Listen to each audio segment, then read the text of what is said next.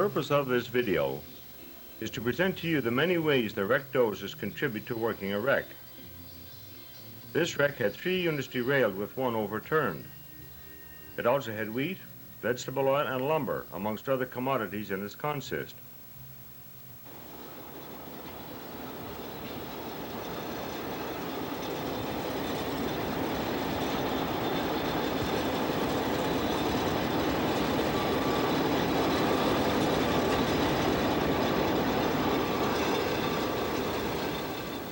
One of the uses of the wreck dozers will be to move some of these commodities from the wreck site to an area where they will not be damaged or present a safety hazard to the employees working on the wreck site.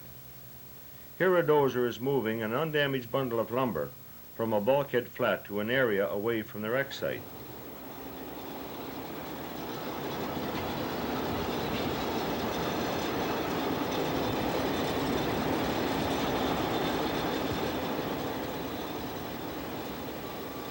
This car was detrucked during the derailment and is presently sitting on the right-of-way. After an inspection for condition and leaks, it was decided to roll the car out of the way so track sections could be laid on the track bed to facilitate re-railing the other equipment.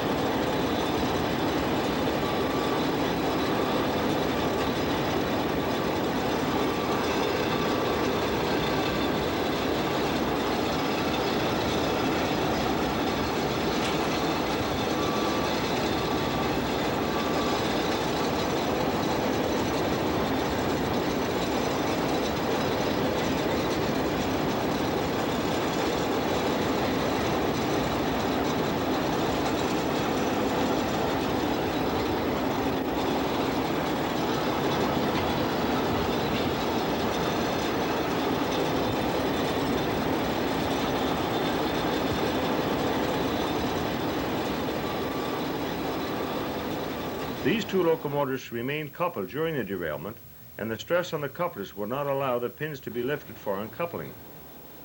Here a dozer moves into position, and with a sling around the drawbar of 1756, lifts the unit clear of 3111. The rear truck of unit 1756 is on the rails, and will be towed back by the auxiliary crane, with the front of the unit being carried by the wreck dozer. You will notice the wreck dozer is boomed in quite close and the counterbalance is extended. This is necessary since the weight of the locomotive could overbalance the wreck dozer.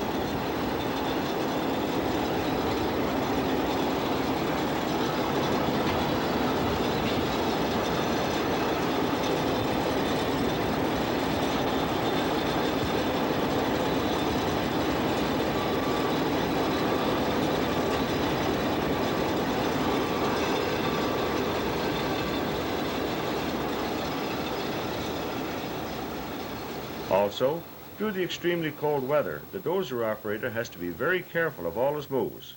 Because of the frozen ground and the snow, traction of the treads is not always responsive.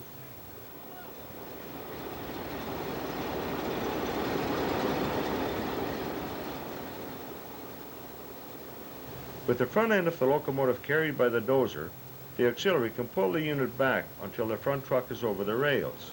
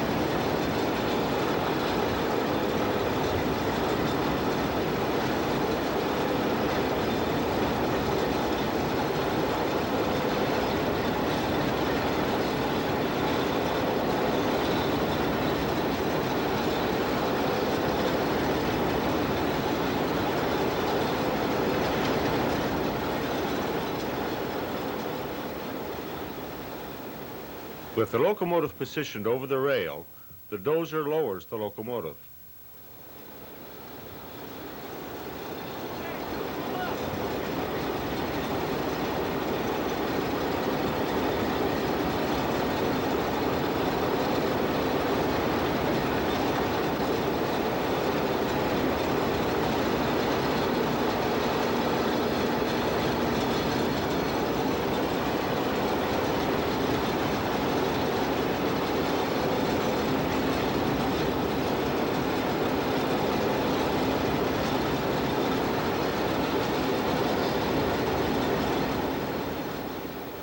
Since the truck is slightly twisted, a dozer will be brought in to nudge the truck into proper position.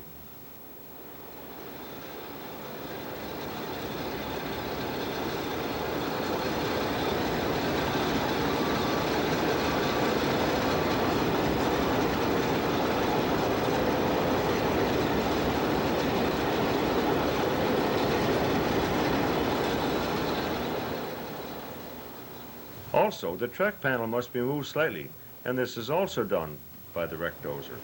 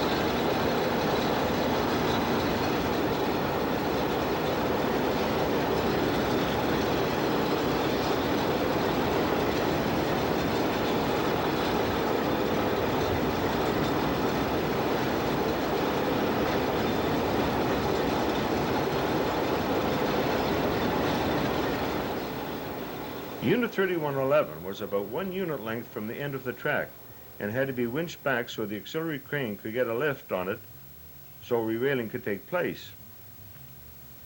You will see one dozer has a cable out to the front drawbar and the other one is pushing. Notice too, the pulling dozer lowers its blade to raise the front of the machine. As winching takes place, the rear of the dozer pulls down into the ground for maximum holding power.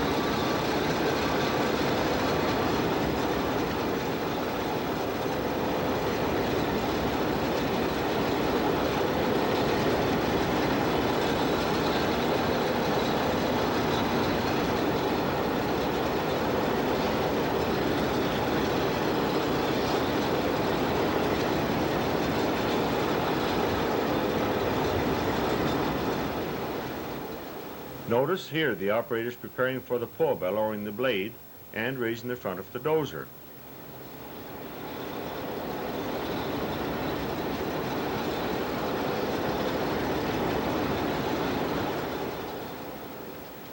This shows the second dozer preparing to lift the unit to position it on the rail bed prior to making the second move.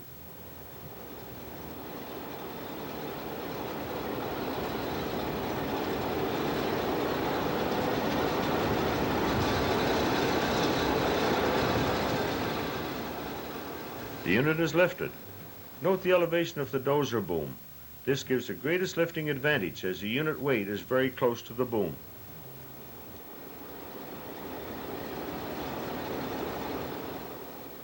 And he moves across the track bed and lowers the unit.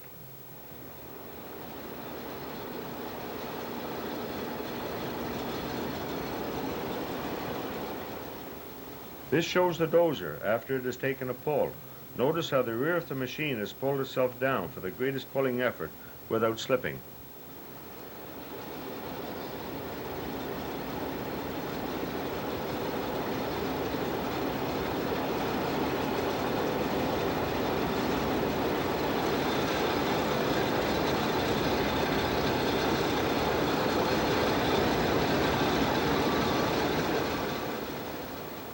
On the second pull, the front truck is brought up to the end of the rail so the auxiliary can lift the front of the unit, and the dozer at the rear of the unit will push the locomotive over the rails. This is done in 2 moves of the auxiliary crane.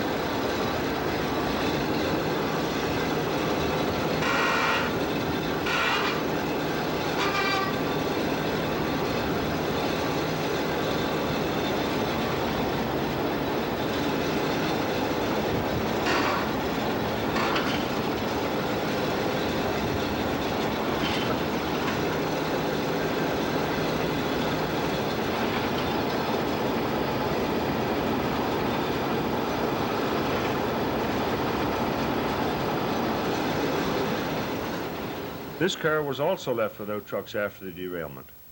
Here the dozers, working together, move the car to the track side for retrucking.